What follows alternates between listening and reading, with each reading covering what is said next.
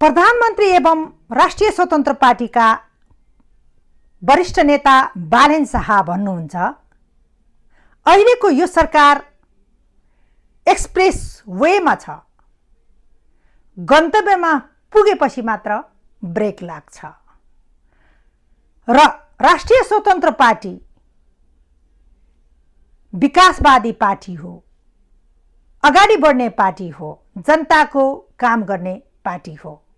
प्रसङ्ग हो राष्ट्रिय स्वतन्त्र पार्टीको प्रथम महाधिवेशनको उद्घाटन सत्रमा राख्नुभएको मन्तव्य। बालेन शाहले सुरुवाती दिनदेखि नै अहिलेसम्म एउटा राजनीतिक नेताले दिने भाषणको एउटा ट्रेन्ड नै चेन्ज गर्नुभएको छ।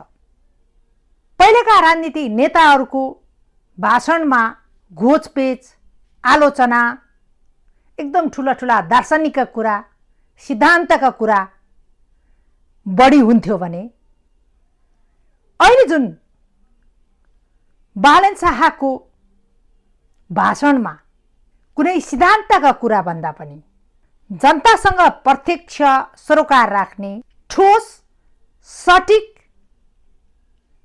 आफूले गर्ने काम, पार्टीले गर्ने काम, सरकारले गर्ने काम का विषयमा केन्द्रित भएको देखिन्छ। यही कुरा हिजोको जुन उद्घाटन सत्रमा राखिएको मन्तव्यमा पनि झल्किन्छ।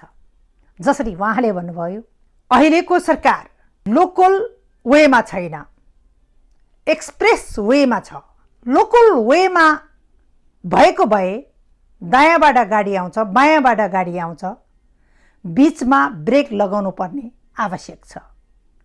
तर यो सरकार एक्सप्रेस वेमा छ, गन्तव्यमा पुगेपछि मात्रै ब्रेक लाग्छ भनेर भन्नुभएको छ। हुनु पनि हो, यो सरकारलाई बीचमा ब्रेक लगाउनु पर्ने कुनै कारणै छैन। जनताले एक्सप्रेस वेमा नै काम गर्नु भनेर जनताले नै यो सरकारलाई मत दिएको छ, अधिकार दिएको छ र उहाँको आशयबाट पनि हामी बुझ्न सक्छौं यो सरकार जनताको काममा सुशासन ल्याउनको लागि, देशलाई सुशासनको बाटोमा लैजानको लागि, देश विकासको लागि निरन्तर नरोकिकन काम गरिरहेको छ र गर्नेछ भन्ने आशय हामीले बुझ्न सक्छौं। जनताको मुख्य मुद्दामा केन्द्रित रहनेछ र जनताको समस्याहरूलाई वर्षौंसम्म समाधान नगरिकन हरेक वर्ष हरेक चुनावमा त्यही समस्यालाई हतियार बनाएर भोट माग्ने माध्यम बनाएर जुन जाने परिपाटी छ त्यसलाई पनि हामी अन्त्य गर्छौं भनेर भन्नुभएको छ। जसरी सुकुम्बासी समस्याको समाधान यही सरकारको पालामा गर्छौं, सहकारीको समस्याको समाधान यही सरकारको पालामा गर्छौं, हामी अर्को चुनावसम्मको लागि यो समस्या राख्दैनौं। अर्को चुनावमा जाँदा हामी नयाँ एजेन्डा लिएर तपाईहरुमाझ आउनेछौं भनेर पनि भन्नुभएको छ। पक्कै पनि हो नि, विगतका दिनमा जनताको समस्यालाई जिउका त्यौं राखेर पहिलेका पुराना पार्टीहरूले हरेक चुनावमा त्यही जनताको समस्यालाई एजेन्डा बनाएर भोट माग्न जाने गर्थे। अब यो सरकारको आशयबाट हामीले यही बुझ्न सक्छौं कि ती हरेक जनताको समस्यालाई हरेक चरणमा पूर्ण रूपमा समस्या समाधान गर्दै जाने एउटा सुरुवात गरिएको छ भन्ने हामीले बुझ्न सक्छौं।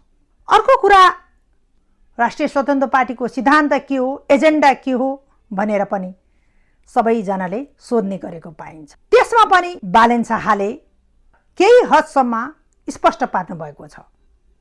राष्ट्रिय स्वतन्त्र पार्टी विकास गर्ने पार्टी हो, अगाडि बढ्ने पार्टी हो, विकासवादी पार्टी हो, जनताको काम गर्ने पार्टी हो, प्रतिशोध सान्ने पार्टी होइन भनेर उहाँले एउटा स्पष्ट पार्टीको एउटा सिद्धान्त पनि आफ्नो उद्देश्य पार्टीले गर्ने काम पनि राख्नु भएको छ।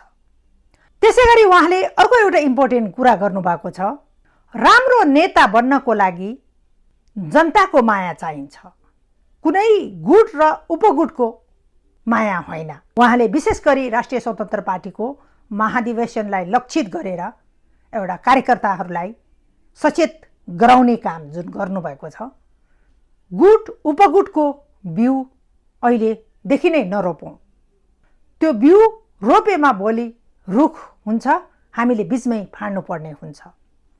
तपाईँ हामीले विगतका पार्टीहरूको अभ्यासबाट हामीले पाठ सिक्नुपर्छ पनि भनेर भन्नुभएको छ। साँच्चै हो नि, अहिलेका पुराना पार्टीहरू विशेष गरी जनताको काम नगरेको मुख्य कारण त हो नै, केही हदसम्म पार्टीभित्रको गुट र उपगुटले गर्दा पनि पुराना पार्टीहरूको अवस्था यस्तो भएको हो। त्यसै कारणले त्यो कुरा पनि बालेन शाहले सचेत गराउनु भएको छ। 2-3 दिन पार्टीको बारेमा सोचौँ, त्यसपछि हामीले देशको बारेमा सोचौँ भनेर आफ्नो सम्पूर्ण कार्यकर्ता पार्टीका नेताहरूलाई आह्वान पनि गर्नुभएको छ।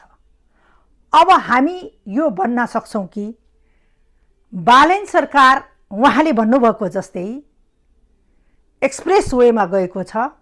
जबसम्म देशले विकासको गति लिन्न, सुशासनको सुरुवात हुन्न, तबसम्मको लागि यो सरकार कहीँ कतै नरोकिकन निरन्तर काम गर्नेछ भने हामीले प्रधानमन्त्री बालेन शाहको आशयबाटै थाहा पाउँछौँ।